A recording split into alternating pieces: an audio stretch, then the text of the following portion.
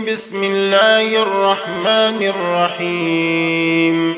الرحمن علم القرآن، خلق الإنسان، علمه البيان. الشمس والقمر بحسبان، والنجم والشجر يسجدان. والسماء رفعها ووضع الميزان، ألا تطغوا في الميزان. وأقيموا الوزن بالقسط ولا تخسروا الميزان.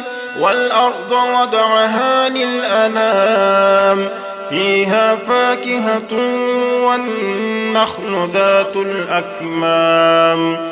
والحب ذو العصف والريحان، فبأي آلاء ربكما تكذبان؟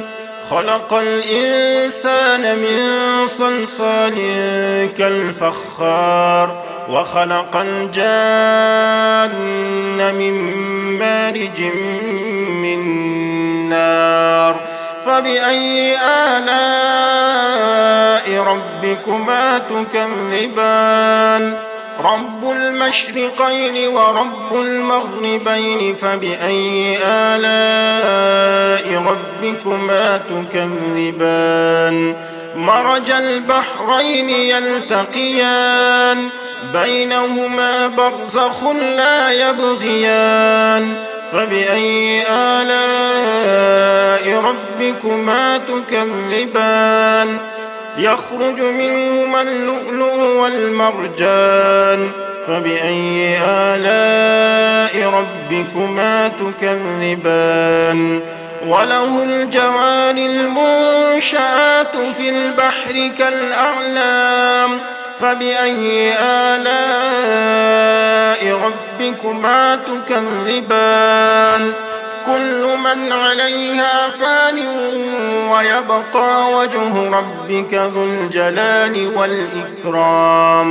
فبأي آلاء ربكما تكذبان؟ يسأله من في السماوات والأرض كل يوم هو في شأن. فبأي آلاء ربكما تكذبان؟ سنفرغ لكم أيها الثقلان.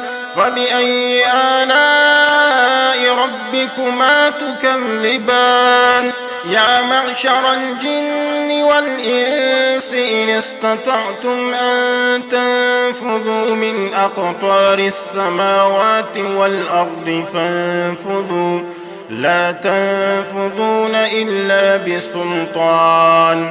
فبأي آلاء ربكما تكذبان؟ يرسل عليكما شواظ من نار ونحاس فلا تنتصران.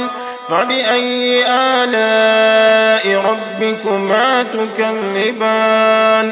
فإذا انشقت السماء فكانت وردة كالدهان. فبأي آلاء ربكما تكذبان؟ فيومئذ لا يسأل عن ذنبه إنس ولا جان. فبأي آلاء ربكما تكذبان؟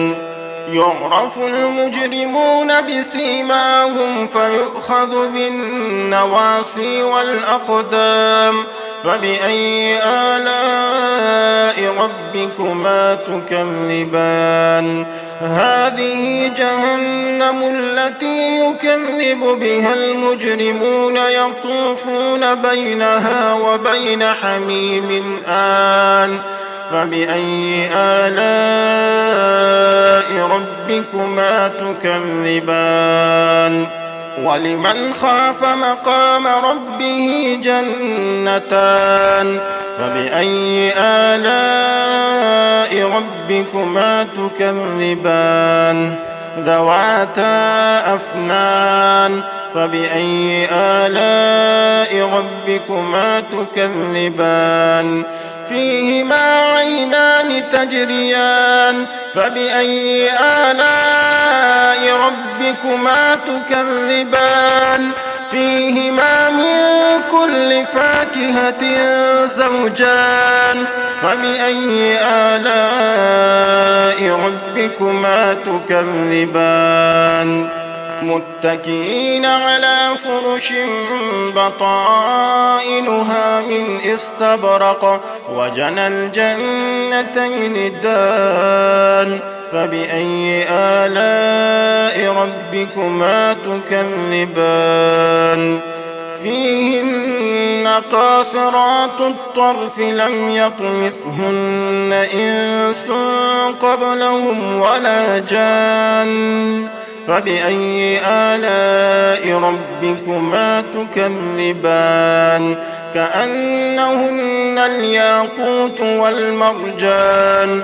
فبأي آلاء ربكما تكذبان هل جزاء الإحسان إلا الإحسان فبأي آلاء ربكما تكذبان ومن دونهما جنتان فبأي آلاء ربكما تكذبان مدهامتان فبأي آلاء ربكما تكذبان فيهما عينان نضاختان فبأي آلاء ربكما تكذبان فيهما فاكهة ونخل ورمان فبأي آلاء ربكما تكذبان